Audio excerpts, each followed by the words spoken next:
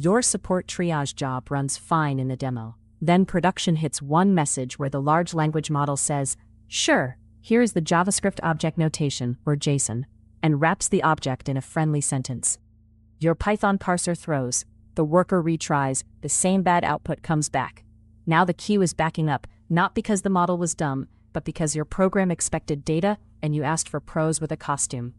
Today's search phrase is structured output LLM, and this is where it becomes practical.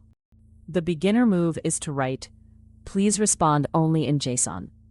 That often works in a notebook, which is why it is dangerous.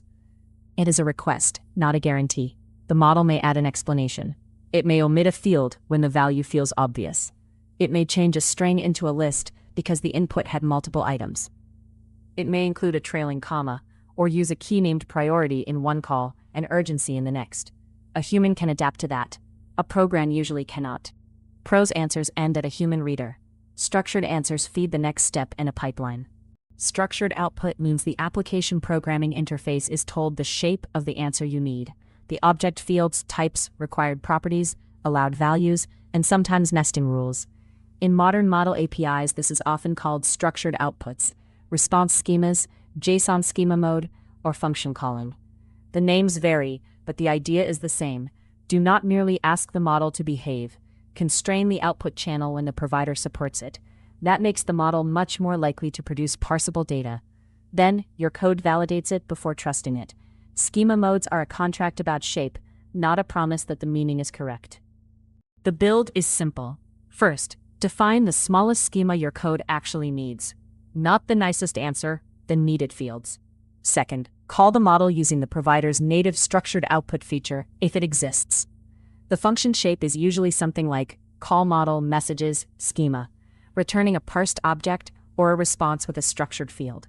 Third, validate the object with a real validator. Fourth, run business validation, ranges, allowed transitions, empty strings, and cross-field rules. Fifth, route based on fields, not text parsing. If validation fails, retry once with a short error summary. Always log the raw response, parsed object, schema version, and validation error.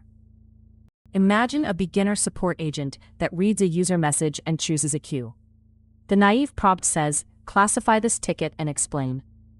Now your router has to scrape the explanation.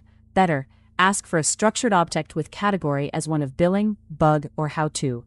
Urgency as low, normal, or high, needs reply as a boolean, and summary as a short string. A message says, "I was charged twice, and nobody answered yesterday." The model returns, category billing, urgency high, needs reply true, summary, customer reports duplicate charge and delayed response. Your code sends billing plus high urgency to the right queue without reading an essay. Here's the part most tutorials skip. Enforced JSON can still be wrong. The shape can be perfect, while the semantics are bad. A model can choose billing when the ticket is really a bug.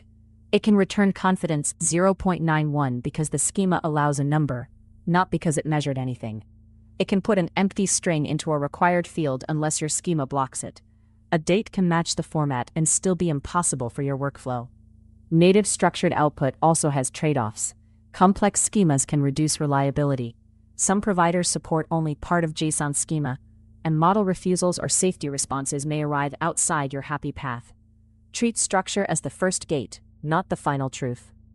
Structured output is one of the hinges in the whole agent course. Tool calling is structured output. The model selects a tool name and fills arguments. State is structured output saved over time. Memory is structured output with retrieval rules. Routing is structured output that decides which branch runs next. Evaluation is easier when outputs are fields instead of paragraphs. This is why prose-only agents become fragile as soon as you add multiple steps. If every step emits predictable objects, your harness can inspect, validate, retry, stop, or escalate without guessing what the model meant.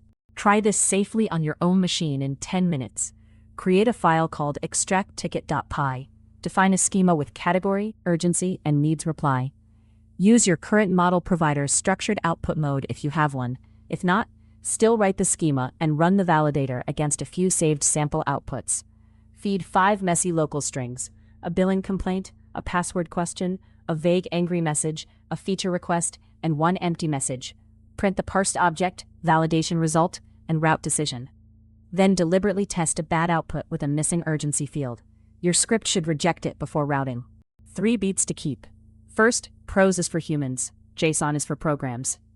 If another step depends on the answer, make it structured. Second, please respond in JSON is a request. Native structured output modes are closer to a contract, so use them when your API has them.